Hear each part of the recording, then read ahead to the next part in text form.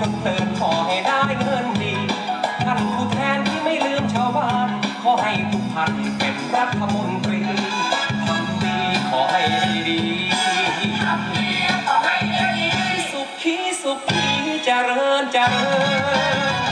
ยินดีอยู่ดีขอให้มีโชคไร้ทุกข์ไร้โศกไร้โรคภัยนอนหลับฝันดีมีตังค์ใช้จะทำอะไรให้เจริญเจริญ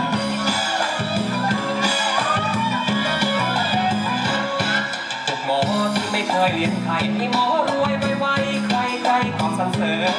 คุณจ่าที่ไม่รักสวยเพลินขอให้บังเอิญได้ถูกลอตเตอรี่พนักงานที่ขยันซื่อสัตย์ขอให้บริษัทเพิ่มโบนัสทุกทีคนไหนที่ไม่ซื้อเทปทีคนไหนที่ไม่ซื้อเทปทีโชคดีและเจริญเจริญ